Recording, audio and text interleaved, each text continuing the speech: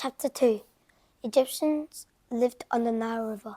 Two kingdoms become one.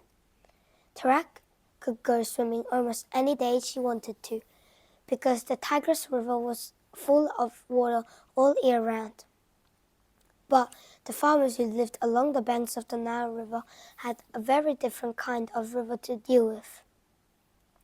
Sometimes the river was very low, so low that you could almost see the bottom. Other times it was so full that it flooded all over their farmland. The Nile River is a long river in Africa. At the top, it splits into several different little rivers and runs into the Mediterranean Sea. This area is shaped like an upside-down triangle. The Greek letter for the delta is shaped like a triangle too. So, this part of the river is called Nile Delta, after the Greek letter of the alphabet. Every year, the Nile flooded during rainy seasons. Water would fall on the mountains in the south where the Nile River begins. The water would pour down on the mountains into the river and run down towards the delta.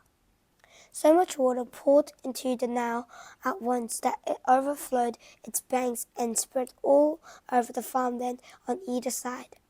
The wettest place of all was the Nile Delta. All the little rivers ran over their banks and spread out so that the whole delta was under water. Would you like to live on the banks of the Nile? Do you think it would be a good place to build a house? What would happen to your house?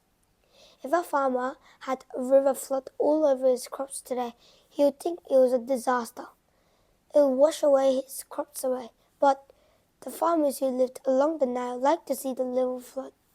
The river flooded at the same time every year, so they were ready for it. When the water came out of the river, rich dirt from the bottom of the river came with it. This dirt was called silt, and it was full of good vitamins and minerals for plants. The flood water would spread the silt all along the edge of the river, and then the water would recede, go back into the river until the next year. Then the farmers who lived a little ways away from the riverbank so that their houses wouldn't flood would come out and plant their crops in the rich silt. They learned to dig canals leading away from the river so that the floodwater would run into their canals. Then they would block the ends of the canals so that the water couldn't run back into the river. They could use the water in the canals during dry seasons. The people who lived along the Nile were called Egyptians. Early in Egypt's story, there were two Egyptian tribes who lived along the Nile. The Egyptians who lived in the north, in the Nile Delta, were called the Lower Egyptians. The Egyptians who lived along the straight part of the river further south were called Upper Egyptians.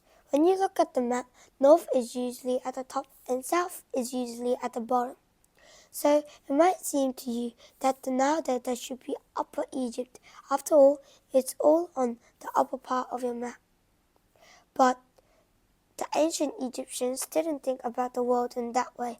Nile River flowed the mountains in the south, down to Delta in the north. So the ancient Egyptians thought about the southern part of their country, Upper Egypt, as up the river, and northern part, Lower Egypt, as down the river. If you turn the map at the top of this page upside down, you'll see the world as the Egyptians did. The Lower Egyptians were ruled by a king who wore a red crown. The Upper Egyptians were ruled by a king who wore a white crown. Both kings wanted to rule all over Egypt, so for the years, White Crown King and Red Crown King fought with each other, and the Upper Egyptians and the Lower Egyptians sailed up the Nile and fought with each other too. Finally, the two kings fought one great battle to settle, once and for all, who would rule Egypt, the Upper Egyptian king, the White Crown King, named King Nama. Around 5,000 years ago, King Nama defeated the Red Crown King and took his crown away. Then he put the red crown over top of his white crown and announced that he was the king of all Egypt. From now on, the king of Egypt would wear double crown of Egypt, which had a white spike at the center and a red band around the outside. This showed that he was the ruler of the entire country.